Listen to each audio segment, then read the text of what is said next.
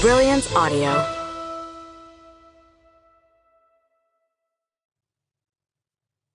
The Breakup Agency by Sheila Mcclure. Performed by Imogen Church. For Chantal. You are wondrous for surviving Beige Tony, The Boy Fraud, Sleazy Jet, G.I. James, Surf's Up Sam, The Dog Stalker, and Phil McCafferty. None of them deserved you.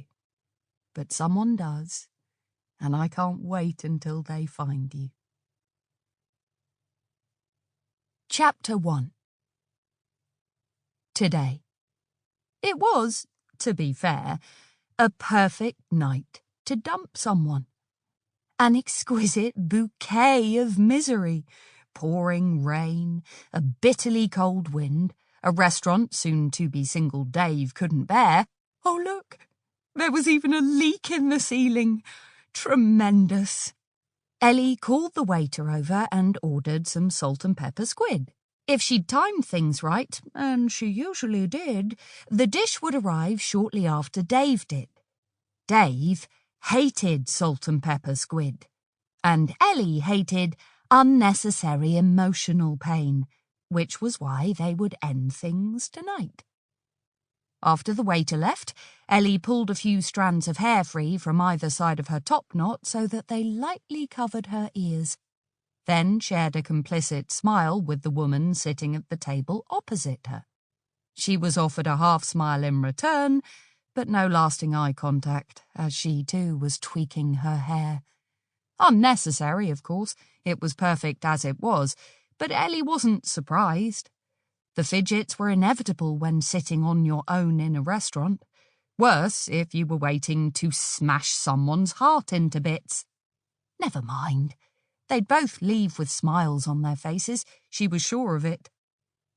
The waiter reappeared to replace the red plastic mop bucket that sat beneath the leak with an empty metal one.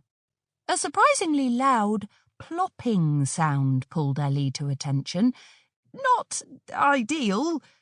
Then again, if this was an ideal world, Ellie wouldn't be preparing to crack poor, unsuspecting Dave's heart into. She'd tape it back together again, obviously. But first came the pain. A rush of gratitude that she'd done this a few times swept through her. A year ago, she'd have been vainly attempting to wring her hands free of the shakes or running to the loo with the dry heaves. These days, when it came to nipping things in the bud, she was far more disciplined, able to curb her more visceral responses to the privacy of her flat. A bit of a weep, a cuddle with her dog.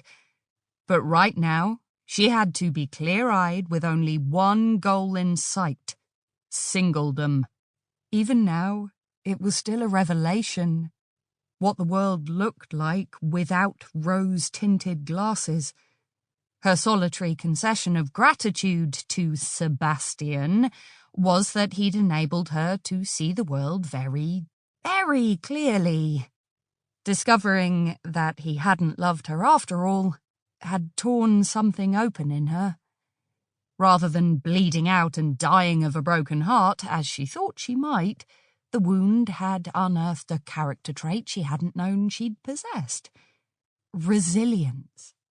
She hadn't realised it straight away, of course, didn't witness it in a heavenly ray of sunshine or a message burnt into her morning toast. No, it had come later.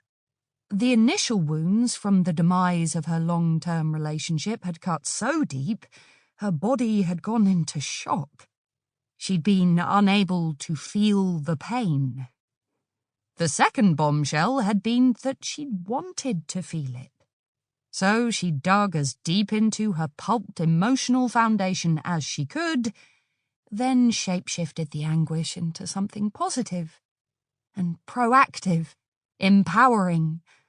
All of which meant, these days, she could break up with someone with the same emotional ease with which she selected a loaf of bread.